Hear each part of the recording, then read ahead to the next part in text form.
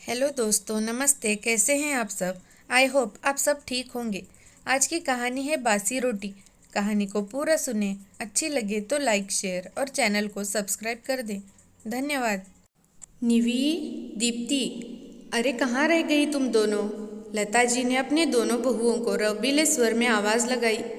खाना टेबल पर लग गया है, देरी मत करो, खाना ठंडा हो जाएगा। जी माँ जी, आई। दोनों देवरानी जेठानी एक ही स्वर में बोली। घर का सारा काम दोनों बहुएं करती थी, परंतु खाना परोसने का काम सासू माँ ने अपने जिम्मे ले रखा था। निवी और दीप्ति आकर डाइनिंग टेबल पर बैठ गई। लता जी ने दोनों बहुओं की थाली में खाना परोसा। सासू माँ ने दोनों बहुओं की थाली में सब्जी और रायता परोसा। लता जी ने रोटी निकालते हुए छाट कर अच्छी सिकी हुई रोटी छोटी बहू दीप्ति की थाली में डाली और हल्की जली रोटी निवी की थाली में रख दी। आज फिर से जली हुई रोटी देखकर निवी का मन व्यतीत हो गया। कभी बासी तो कभी जली रोटी। मैंने कभी मायके में बासी रोटी नहीं खाई और यहाँ तो कभी जली तो कभी बासी। बस अब और नहीं। ये सोचकर निवी ने अपनी सासू माँ से कहा, माँ जी, अगर आप कहें तो रोटियाँ भी मैं सेक दिया करूँगी। निवी की बात सुनकर लता जी सकपका गई। ये क्या कह रही हो निवी? अगर तुम सेक दिया करोगी तो दीप्ति को रोटी बनाना कैसे आएगा? निवी की सास दोनों बहुओं के बीच भेदभाव करती थी। इसके चलते बड़ी बहू को कभी जली रोटी दे देती तो कभी रात की बची हुई बासी रोटी दे देती। मैं इतने बरसों से गृहस्थी कर रही हूँ, अब तुम 25 साल से गृहस्थी चला रही सास को ये बताओगी कि किस बहू को क्या काम देना है? नहीं नहीं माँ जी, आप शायद मुझे गलत समझ रही हैं। दीप्ति की सिकी हुई रोटी कभी कभी जली हुई होती है और मैंने कभी ऐसी जली रोटी। इतना सुनते ही देवरानी दीप्ति बीच में ही बोल पड़ी। क्या जली हुई रोटी? क्या कहना चाहती हो दीदी आप? जली रोटी की बात करती हो? मैंने तो कभी अपने मायके में चूल्हा चौका किया ही नहीं है और यहाँ तो कहकर दीप्ति ने मुंह बिचकाया। नहीं दीप्ति, मेरे कहने का मतलब ये नहीं था। मैं सब जानती हूँ आप क्या कहना चाहती हैं। अब आप खुद ही देख लीजिए माँ जी, निवी भाभी क्या कह रही है। बहू, तुम मेरे सामने ही दीप्ति पर इल्ज़ाम लगा रही हो। आप समझने में गलती कर रही हैं माँ जी। निवी थाली लेकर टेबल से उठी और दोनों से माफ़ी मांगते हुए बोली, शायद मुझसे ही कुछ गलती हो गई है, आप दोनों मुझे माफ़ कर दें। निवी बिना खाना खाए ही अपने कमरे में चली गई। निवी और दीप्ति दोनों ही 3 माह की गर्भवती थी। असल बात ये थी, सासू माँ दोनों बहुओं में हर छोटी मोटी बातों में भेदभाव करती थी। लता जी दीप्ति की हर छोटी मोटी ज़रूरत का ध्यान रखती, परंतु बड़ी बहू के सुख दुख पर उनका कभी ध्यान नहीं जाता था। घर आने वाली कोई भी वस्तु पहले दीप्ति को पसंद करवाई जाती और उसके बाद बची हुई वस्तु निवी के हिस्से में आया करती थी। इस पर दीप्ति ने भी कभी अपनी जेठानी के लिए आवाज़ उठाने की जहमत न की थी। रोज़मर्रा की ये छोटी छोटी बातें निवी को बहुत चोट पहुंचाती थी। उसका उदास चेहरा देखकर दीप्ति की खुशी दुगनी हो जाती थी। उस दिन शाम को जब विशाल ऑफिस से आए तो निवी ने कहा, सुनो जी, आप तो घर के बेटे हो, आप ही माँ जी से इस बारे में बात करो ना। निवी, तुम फिर शुरू हो गई। तुम घर की बड़ी बहू हो तो तुम्हें ही एडजस्ट करके चलना होगा। वो जानती थी शिकायत करने से कोई भी हल निकलने वाला नहीं था, परंतु फिर भी विशाल से अपने मन की बात कहकर उसका दिल हल्का हो जाता था। सास लता जी दोनों बहू में भेदभाव करती थी, इसलिए अब छोटी बहू दीप्ति के मन से भी अपनी जेठानी से प्रेम और आदर खत्म हो गया।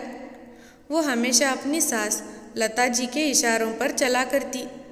रोज़मर्रा की छोटी छोटी बातों के साथ दिन बीते जा रहे थे, परंतु समय तो अपनी ही गति से दौड़ रहा था।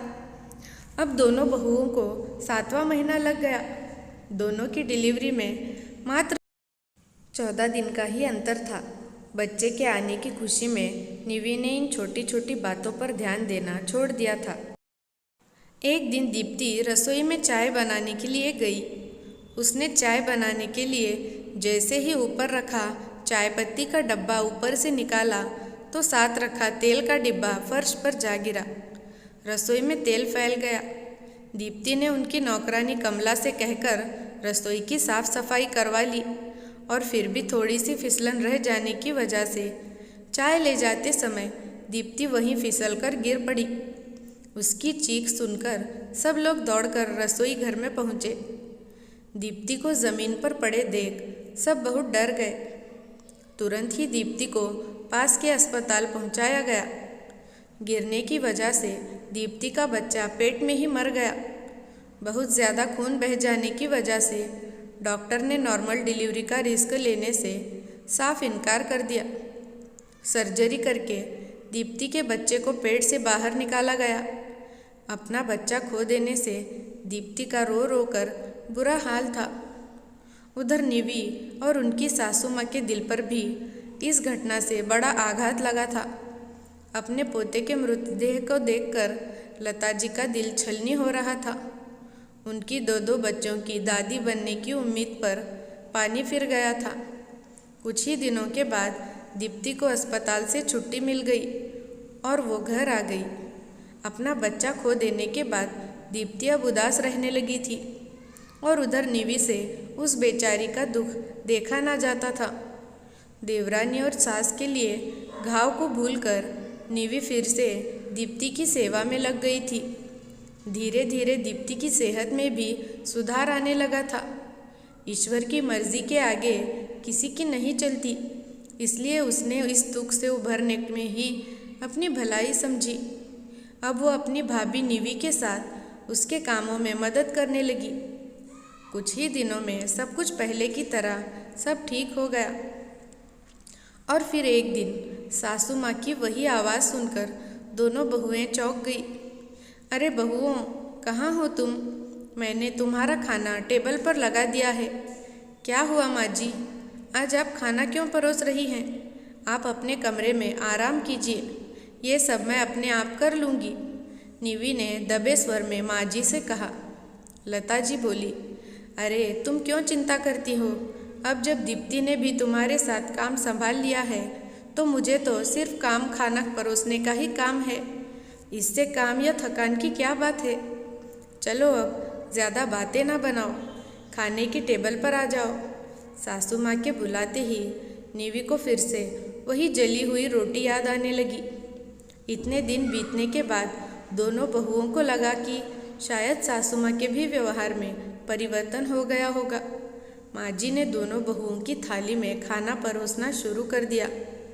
दोनों बहुएं लता जी को एकटक देख रही थी कि आगे वो क्या करने वाली है। उन्होंने दोनों की थाली में रोटी रख दी, पर ये क्या, आज बासी रोटी की थाली बदल गई थी। लता जी ने रात की बासी रोटी निवी की थाली में ना रखकर दीप्ति की थाली में रख दी थी।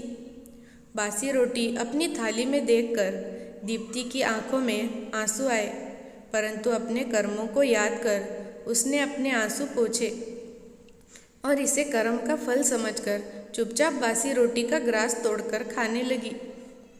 निवी को ये सब देखकर अपना समय याद आ गया।